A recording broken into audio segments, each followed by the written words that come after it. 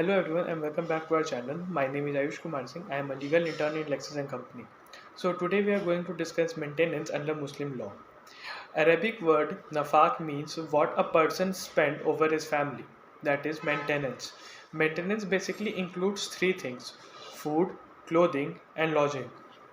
So now coming on duty to maintain. It's a duty of a husband to maintain his wife and children.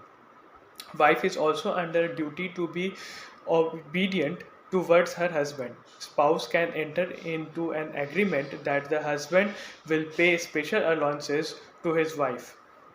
Such allowances are called guzara or meva khori.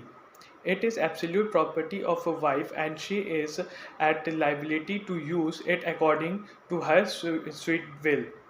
It is personal allowance and it cannot be transferred. Now, liability for maintenance. A person become liability for maintenance to his wife, children, grandchildren, aged parents, or other relatives, to his servant. A Muslim is under an obligation to maintain the following person: his descendant, his ascendant, his wife. So now let's see the principle of maintenance. As a general rule, no relation except a wife has any claim for maintenance. But a Muslim is bound to provide and is entitled to receive maintenance. According to Hanafi law, maintenance arises between prohibited degree of a relationship also. According to Muslim law, only those persons are entitled to maintain who are indigent and are unable to earn their livelihood. Now let's see father's liability.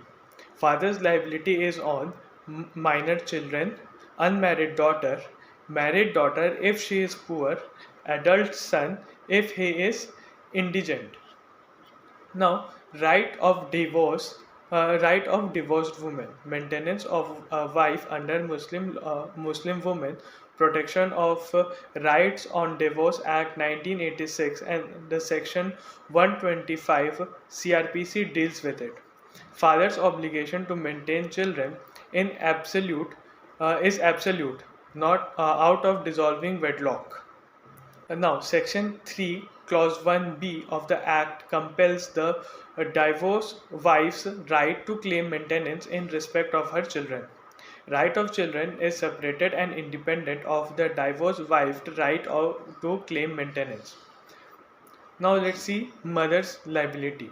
When the father has no means and is indigent, the mother is liable to maintain her children, but she is entitled to receive the expenses from the father where circumstances permit.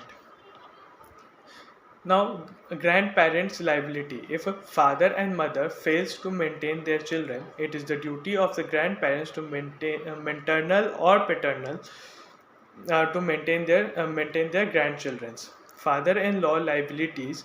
There is no obligation on father-in-law to maintain the widow of his son. Children's liability. Children are liable to provide maintenance to their parents, and grandchildren are liable if there is no children. It is the liability of grandchildren to provide maintenance to their grandparents. Now, wife right to be maintained by the husband if there is a valid marriage and if there is prenuptial agreement. Now let's see the scenario in which the wife is not entitled to maintenance. First, C abandons the conjugal domicile without any valid cause. C refused access to her husband. C is disobedient. C refused to live. She has been awarded imprisonment. C is minor and marriage is not consummated.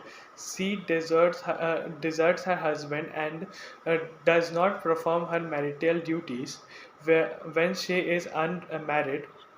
When such woman has received the due of to her own divorce under the customary and personal laws, when the women are obligating divorce has voluntarily suspended the right of maintenance.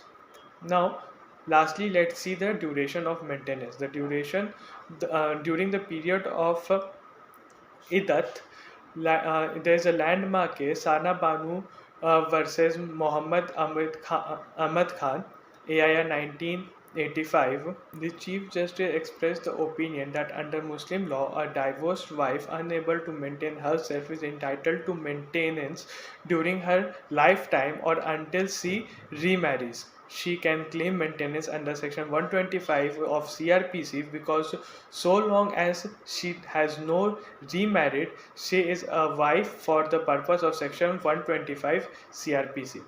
So I hope you find the video informative. So please like, share and subscribe.